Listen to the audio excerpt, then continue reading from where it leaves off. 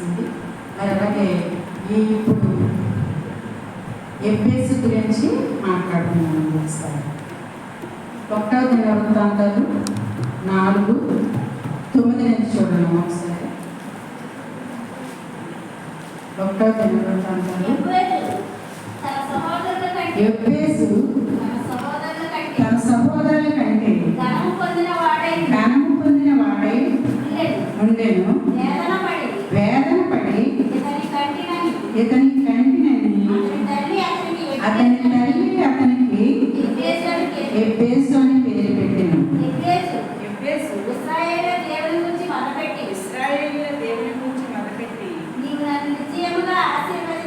నన్ను నిశ్చయముగా ఆశీర్వదించి నా సరిహద్దులను విశాలపరిచి నీ చెయ్యి నాకు తోడుగా ఉండ దయచేసి నాకు కీడు రాకుండా దానిలో నుండి నన్ను తప్పించమని ప్రార్థింపగా దేవుడు అతని మనవి చేసిన దానిని అతనికి దయచేసాను. చాలండి.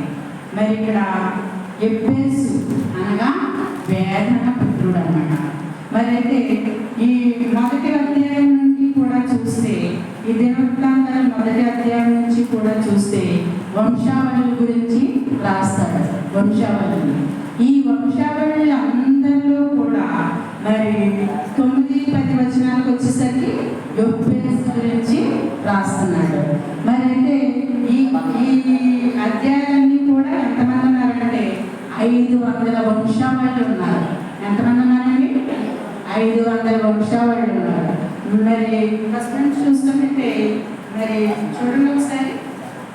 యోధా కుమారులు ఎవరనగా ఆదాము, షేతు, ఏనోషు, అలాగా మరి ఆ వంశావళుల గురించి చెప్పుకుంటూ వచ్చిన తర్వాత మరి 4:9 వచ్చేసరికి ఎఫెసు గురించి వివరించి చెప్పారండి.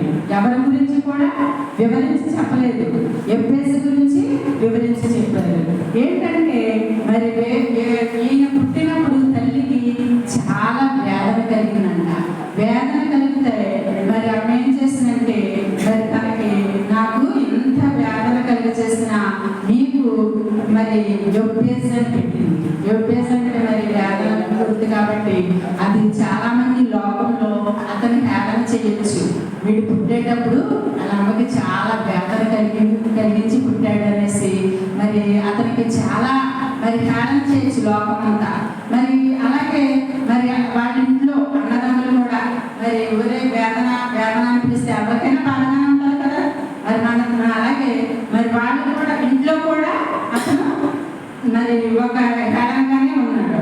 మరి లోకంలో చూస్తుంటే లోకం హేళనగా చూస్తుంది, ఇంట్లో చూస్తుంటే ఇంట్లో అన్నదమ్ములు కూడా ఆయన హేళనగా చూశారు. అయితే అతను ఏం చేస్తున్నాడంటే మరి నేను వేదనతో నా తల్లికి మరి దుఃఖంతో నేను పుట్టాను కనుక నా తల్లిదండ్రులకి నేను సంతోషాన్నిచ్చే బిడ్డనగా నేను ఉండాలి అనేసి ఆ వేదనగానే ఆయన మిగిలిపోలేదు. కానీ అతను ప్రార్థించాడు. ఎలా ప్రార్థించాడు ఒకసారి చూడనమ్మా. ఇశ్రాయేలు దేవుని గురించి మొదలు పెట్టాడు. ఫస్ట్ ఏం చేశాడు? మొదలు పెట్టాడు. ప్రభువా, ఏంటి నా జీవితం మరి ఇలా వేదనతోటి నా తల్లి కన్నాలనేసి, నా తల్లికి వేదన పుట్టించినందుకు నాకు వేదన అని పెట్టింది.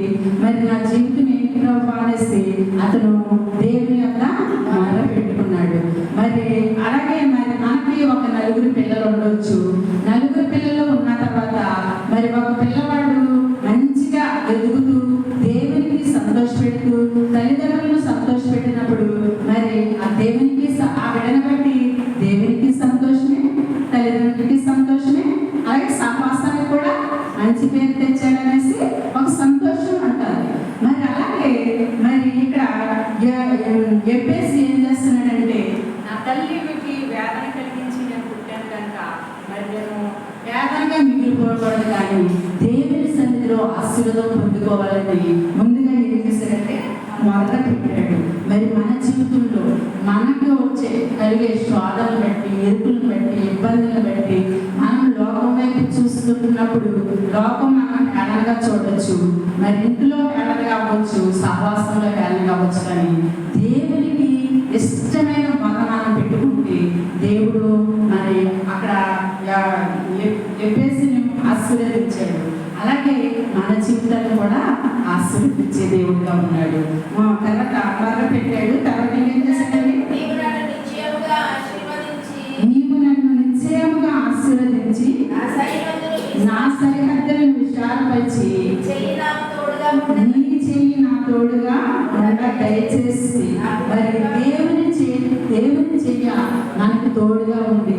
దేవుని మాటలు మన నోటిలో ఉంటే మరి మనం కూడా ఆశీర్వదింపబడిన వారంగానే ఉంటాము. మరి అలాగే పరిశుద్ధ గ్రంథంలో మరి ఏ వ్యక్తి పుట్టినా కానీ అది వంశావళి ప్రకారంగానే రాశారు. కానీ యోగేశ్వరు వచ్చేసరికి తన స్థితి తన మరి స్ఫూర్తిగా ఉంటూ అర్హత లేని వాడిగా కుటుంబంలో ఉన్నాడు. కానీ అర్హత కలిగే వాడిగా ఘనత తెచ్చే బిడ్డగా ఆ బిడ్డ మరి ప్రార్థించాడండి.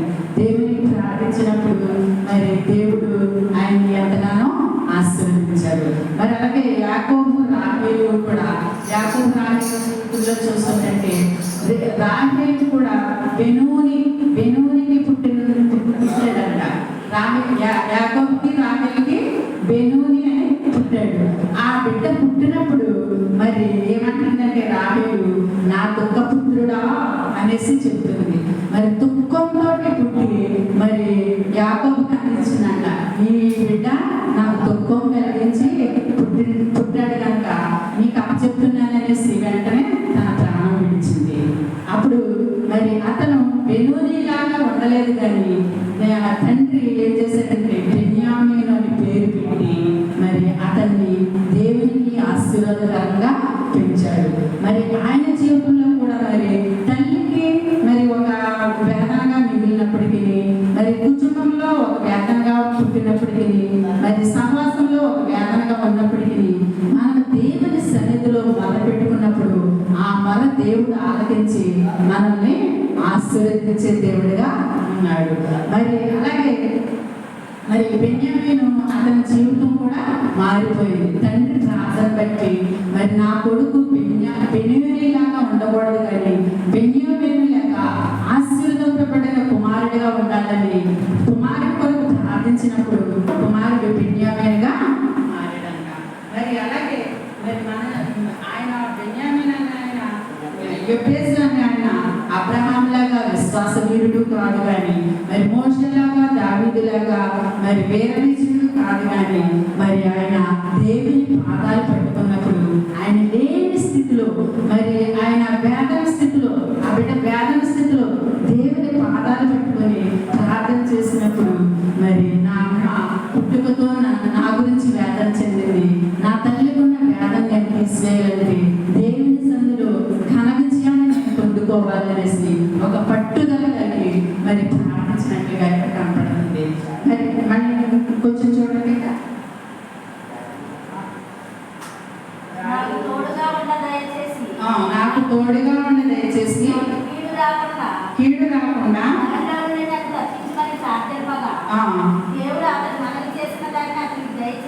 అతడు మనవి చేసిన దాన్ని ఆయనకి దయచేశాడంట. మరి మన ప్రార్థన ఎలా ఉంటుంది? మరి మనము కీడులో పడినప్పుడు కానీ, వేదంలో పడినప్పుడు కానీ, మరి శరీర బలహీనతలో పడినప్పుడు కానీ, మరి ఏదైనా ఎవరైనా మనల్ని నిందించినప్పుడు కానీ మరి మనం ఎలా జీవిస్తున్నామా? ఆ నిందలు బట్టి మనం కృంగిపోయే వారిని ఉంటున్నామా? లేకపోతే ఆ వేదన బట్టి మనం దిగులుగా కృంగిపోయే వారిని ఉంటున్నామా? లేకపోతే ఆ పరిస్థితులన్నింటిని బట్టి దేవుని సన్నిధిలో మన హృదయాన్ని కుమ్మరించుకున్నప్పుడు దేవుడు మనల్ని ఆశీర్వదించే దేవుడుగా ఉన్నాడు. మరి హన్నా జీవితంలో చూసినట్లయితే మరి తనకి ఒక అవసరత ఉన్నది.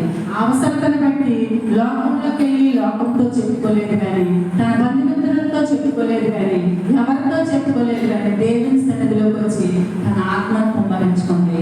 ఆత్మను కుమ్మరించుకున్నప్పుడు దేవుడు తనకు కావలసిన అవసరాన్ని తీర్చాడు. మరి తన అవసరం గురించి తను ఏడవలేదు, కానీ మరి తన తోడుకోండైనా మరి ఆవిడ పిన్నన్న తనని నిందిస్తూ ఉంటుంది. ఆ నిందకు తను తట్టుకోలేక దేవుని సన్నిధిలోకి వచ్చి మరి తన ఆత్మను కుమ్మరించుకుంది. మరి మనము ఇరుగు పొరుగు వారు ఏమని అంటున్నారా? మరి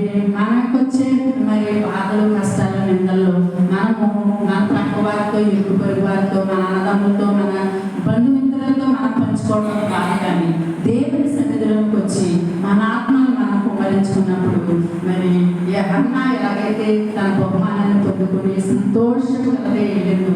మరి అలాగే మరి ఎప్పుడు వేదనకు గురయ్యి మరి దేవుని తల్లిదండ్రులకు వేదనగా పుట్టాడు కానీ ఆ వేదన బట్టి దేవుని సన్నిధిలో తన మొర్ర పెట్టుకొనగా నాకు నిజముగా మొరపెట్టుము, నేను నీకు సమీపముగా ఉండి మరి నిన్ను ఆశీర్వదిస్తాననేసి మరి దేవుడు ఎలాగైతే చెబుతున్నాడో మరి అలాగే ఒకసారి సామెతలు 37 చూడండి. ఒకసారి సామెతలు 37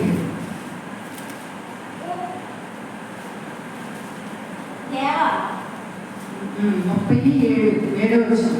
నేను నీతో 2 మనవులు చేసుకుని నేను నీతో 2 మనవులు చేసుకొనుచున్నాను. నేను చనిపోకముందు వాటిని నాకు అనుగ్రహించు. నేను చనిపోకముందు నాకు వాటిని అనుగ్రహించు. వాటిని నాకు అనుగ్రహించుము. వ్యర్థమైన వాటిని అబద్ధములను దూరముగా ఉంచు. నాకు దూరముగా ఉంచుము. పేదరికమునైనను ఐశ్వర్యమునైనను నాకు దయచేయకుము. తగినంత ఆహారం నాకు అనుగ్రహించుము. ఎక్కువైన యెడల నా కడుపు నిండిన వాడనే నిన్ను విసర్జించి యెహోవా ఎవడనని అందునేమో.